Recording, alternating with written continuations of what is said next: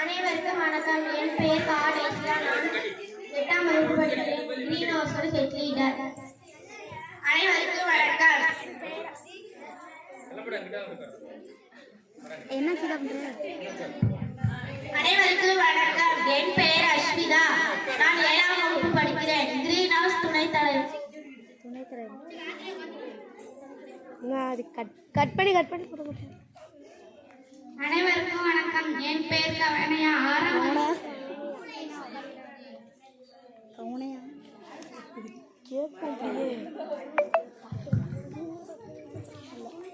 அனைவருக்கும் வணக்கம். என் பெயர் புவனேஷா. 6ஆம் வகுப்பு படிக்கிறேன். அனைவருக்கும்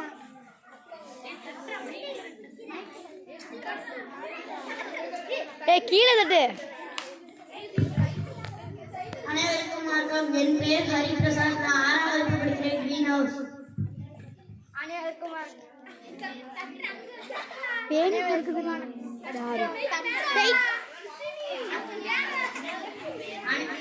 அனைவருக்கும் வணக்கம். என் பெயர் 7ஆம் வகுப்பு படிக்கிறேன். Green house.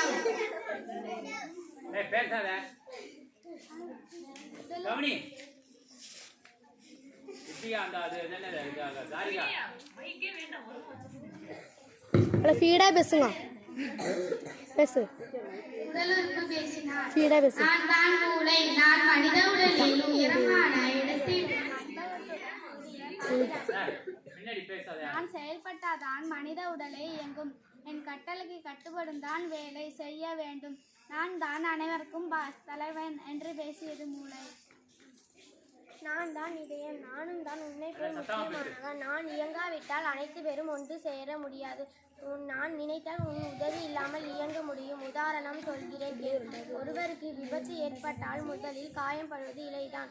உன்னுடைய செயல் இல்லாமல் அதற்கு நான் தான் காரணம் என்று கூறியது இதயம். நான் தான் திருநேகம். இந்த அழகான உடம்பை நீங்கள் காப்பாற்றிட நான் தான் மிகவும் திரும்பப்பட்டு காப்பாற்றுகிறேன். உடல் இயக்கத்தினால் ஏற்படும் கருவிகளை வெளியேற்றிவிட்டால் நீங்கள் எல்லா வேலை செய்ய என்ன பயன் ஆக? இந்த உடல் என்னென்ன தான் உள்ளது. மைக்கு கூட உண்டா? நான் தான் தோல். இந்த உடலை நீங்கள் எல்லாம் செயல்படலாம். நான் இல்லை என்றால்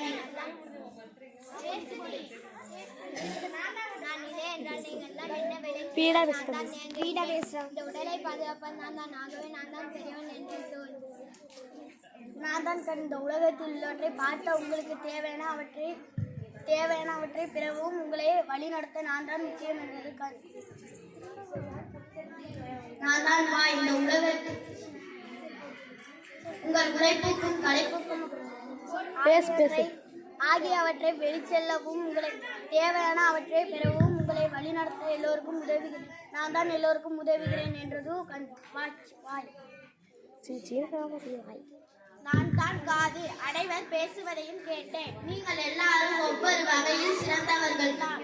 ஆனாலும் ஒற்றுமையுடன் செயல்பட்டால் தான் நீங்கள் எல்லாருக்கும் மரியாதை இல்லாவிட்டாலும் பொறாமையில் எல்லா செயலும் வீணா போய்விடும். எனவே நம்மளில் பெரியவன் சிறியவன் என்று பேதம் வேண்டாம். ஒற்றுமையுடன் செயல்படுவோம். நம் பெருமையை காப்போம். நன்றி.